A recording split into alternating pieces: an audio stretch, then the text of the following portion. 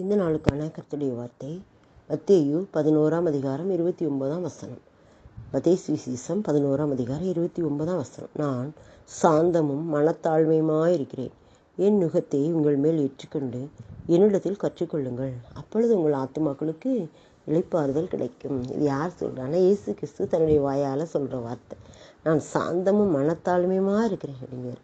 அவர் என்ன சொன்னாரோ அதை செய்து காட்டினார். அவர் சாந்தமுள்ளவராய் மனத்தாழ்மையுள்ளவராய் இந்த உலகத்தில் வாழ்ந்தார். சாந்தமுள்ளவராய் அவர் கழுதை குட்டி மேலும் கழுதை குட்டியாகிய மரியின் மேலும் ஏறி போனார். மனத்தாழ்மை உள்ளவராய் அவர் அநேகருக்கு ஆறுதலை கொடுத்தார், சந்தோஷத்தை கொடுத்தார், சமாதானத்தை கொடுத்தார், சுகத்தை கொடுத்தார். சாந்தமும் மனத்தாழ்மையுமாய் இருக்கிறேன். சாந்த சுரூபி, மனத்தாழ்மை உள்ளவர். அவரிடத்திலிருந்து நம்ம கற்றுக்கொள்ளணும் அப்படின்னு சொல்கிறார். என் நுகத்தை உங்கள் மேல் ஏற்றுக்கொண்டு என்னிடத்தில் கற்றுக்கொள்ளுங்கள்.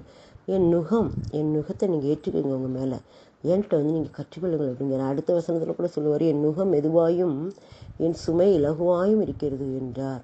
என் நுகத்தை ஏற்றுக்கொள்ளுங்கள்னு நீங்கள் கஷ்டப்படுவோமோன்னு நினைக்காதீங்க. அது ரொம்ப இலகுவாக இருக்கும், அது மெதுவாக இருக்கும், இலகுவாக இருக்கும். நீங்கள் என் நுகம்னா என் பாரம், என்னுடைய பாரத்தை நீங்கள் ஏற்றுக்கோங்க அப்படின்னு சொல்கிறார். அவருக்கு என்ன பாரம் அப்படின்னா, ஆத்மாக்களை குறித்த பாரம் தான். அந்த பாரத்தை நாம் ஏற்றுக்கொள்ளணும் அப்படின்னு அவர் சொல்கிறார். என்னிடத்தில் கற்றுக்கொள்ளுங்கள், அதை ஏற்றுக்கொண்டு நீங்கள் என்கிட்ட கற்றுக்கொள்ளுங்கள், என்னிடத்தில் கற்றுக்கொள்ளுங்கள் அப்படிங்கிறார். கிறிஸ்துவனிடத்தில் நாம் கற்றுக்கொள்ள வேண்டிய காரியங்கள் நிறைய இருக்குது. அவருடைய சாந்தம், மனத்தாழ்மை, அவருடைய பொறுமை, அவருடைய அன்பு, அவருடைய மனதுருக்கம், எல்லாம் மன்னிக்கும் தன்மை, எல்லாவற்றையும் நாம் அவரிடத்துல என்ன செய்யணுமா, கற்றுக்கொள்ளணுமா. அப்படிப்பட்ட கிருபையை கர்த்தர் நமக்கு தர வேண்டும், தருவாராக. நாம் ஜெபிப்போம். ஆண்டவரே, எனக்கு இந்த குணங்களை தாங்க. சாந்தமாக இருக்கணும், மனத்தாழ்மையாக இருக்கணும், உங்கள் நுகத்தை நான் ஏற்றுக்கிட்டு உங்களிடத்துல நாங்கள் கற்றுக்கொள்ளணும் அப்படின்னு சொல்லி ஒவ்வொருவரும் நம்ம என்ன செய்வோம், அவரிடத்தில் நம்ம அர்ப்பணிப்போம். அவருடைய குணங்களை நாம் பெற்றுக்கொள்வோம். என்னுடைய சாயலில் நீங்கள் இருக்கணும் அப்படின்னு சொல்கிறாரு. கிறிஸ்துவின் சாயலை நாம் தரித்து கொள்ள வேண்டும். கிறிஸ்து எப்படி இருந்தாரோ அதே மாதிரி நாம் அவருடைய சாயலை தரித்து கொள்ள வேண்டும். அப்புறம் கிறிஸ்துவோடு ஐக்கியப்பட வேண்டும். நாம் அவர் செடி, நாம் கொடிகள். அவரோடு இணைந்து கொண்டால்தான் அவருடைய குணங்கள் நமக்கு வரும், அவருடைய சாயல் நமக்கு வரும், அவருடைய எல்லா சிந்தைகளும் நமக்கு வரும். கிறிஸ்து இயேசுவின் சிந்தையே உங்களிலும் இருக்க கடவுது அப்படின்னு சொல்லப்பட்டிருக்கு. அப்போ நம்மெல்லாம் இந்த மாதிரியான காரியங்களை நம்ம என்ன செய்யணும்னா, ஆண்டவரிடத்தில் போய் கற்றுக்கொள்ளணும், கர்த்தரிடத்தில், கிறிஸ்துவனிடத்தில் கற்றுக்கொள்ளணும். டெய்லி நம்ம என்ன செய்யணும், கற்றுக்கொள்ளணும். ஒரு பள்ளிக்கூடம், பாடசாலை, கிறிஸ்துவனுடைய பாதப்படி ஒரு பாடசாலை.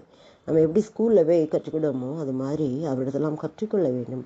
அப்பொழுது உங்கள் ஆத்மாக்களுக்கு இளைப்பாறுதல் கிடைக்கும். அப்போ நம்ம கற்றுக்கொள்ளும் போது என்ன கிடைக்கும், இளைப்பாறுதல் கிடைக்கும். ஆத்மாக்களுக்கு இளைப்பாறுதல் என்பது சமாதானம். அந்த சமாதானத்தை கர்த்தர் நமக்கு தருகிறார். நாம் அதுக்காக நம்ம ஒப்பு கொடுக்க வேண்டும். கர்த்தரிடத்தில் நம்ம கற்றுக்கொள்ளணும். அவருடைய சாந்தத்தை படிக்கணும், அவருடைய மனத்தாழ்மையை படிக்கணும், அவருடைய சாயல் நாம் வளரணும், அவருடைய சிந்தனை நமக்குள்ள உருவாகணும். இதெல்லாம் நம்ம ஏற்றுக்கொண்டு அவரிடத்துல கற்றுக்கொள்ளும் போது நம்முடைய ஆத்மாவுக்கு இளைப்பாறுதல் கிடைக்கும், சமாதானம் கிடைக்கும், நமக்கும் சமாதானம் கிடைக்கும். நாமும் மற்றவர்களுக்கு சமாதானத்தை என்ன செய்யலாம், கொடுக்க முடியும். அப்படிப்பட்ட கிருபையை கர்த்தர் நமக்கு இந்த நாளில் தருவாராக. இந்த வசனத்தின் மூலமாக ஆண்டவர் நம்மோடு பேசுகிறார். நான் சாந்தமும் மனத்தாழ்மையுமாக இருக்கிறேன். என் நுகத்தை உங்கள் மேல் ஏற்றுக்கொண்டு என்னிடத்தில் கற்றுக்கொள்ளுங்கள், அப்பொழுது உங்கள் ஆத்துமாக்களுக்கு இளைப்பாறுதல் கிடைக்கும். நாம் அவரிடத்தில் கற்றுக்கொண்டு அவரிடத்துல கற்றதை மற்றவர்களுக்கு நாம் சொல்ல வேண்டும், செயல்படுத்தி காமிக்கணும். அப்போ நமக்கு சமாதானம் கிடைக்கும், அவங்களுக்கு சமாதானம் கிடைக்கும். இப்படிப்பட்ட கிருபையை கர்த்தர் தாமே இந்த நாளில் நமக்கு தர நாம் நம்மை அர்ப்பணிப்போம், ஒப்பு கொடுப்போம். இந்த கிறிஸ்துமஸ் பண்டிகை காலங்களில் அவருடைய குணங்களை நாம் அவர் நம்ம உள்ளத்தில் பிறக்கணும், நம்முடைய இல்லத்தில் பிறக்கணும். நாம் சாந்தம் உள்ளவர்களாய், மனத்தாழ்மை உள்ளவர்களாய், அவர்களில் கற்றுக்கொள்கிறவர்களாய் காணப்பட வேண்டும். அவருடைய குணங்கள் நம்மளத்தில் வளரணும். நாம் கிறிஸ்தவன் சொல்கிறதுல அதில் தான் அர்த்தமே இருக்குது. கிறிஸ்தவனாக இருக்கக்கூடாது. அவருடைய சாயலில் நாம் வளரணும். அவருடைய குணங்களை நாம் கற்றுக்கொள்ள வேண்டும். அவருடைய நுகத்தை நாம் ஏற்றுக்கொள்ள வேண்டும், அவரிடத்தில் கற்றுக்கொள்ள வேண்டும். இதெல்லாம் நாம் செய்யும்போது தான் உண்மையான ஆண்டவருடைய பிள்ளைகளாக நாம் என்ன கருதப்படுவோம். நம்மை ஒப்பு கொடுப்போமா? நிச்சயமாகவே நாட்களில் கர்த்தர் நம்மை அவரை போல மாற்றுவார். ஆமென். நான் சாந்தமும் மனத்தாழ்மையுமாய் இருக்கிறேன். என் நுகத்தை உங்கள் மேல் ஏற்றுக்கொண்டு என்னிடத்தில் கற்றுக்கொள்ளுங்கள், அப்பொழுது உங்கள் ஆத்மாவுக்கு இளைப்பாறுதல் கிடைக்கும். அப்பா, நமக்கு நன்றி தகப்பனே. நீர் கொடுக்குற இளைப்பாறுதலை பெற்றுக்கொள்ளணும்னா நாங்கள் உங்களுடைய நுகத்தை ஏற்றுக்கொள்ளணும், உங்களிடத்தில் கற்றுக்கொள்ளணும்.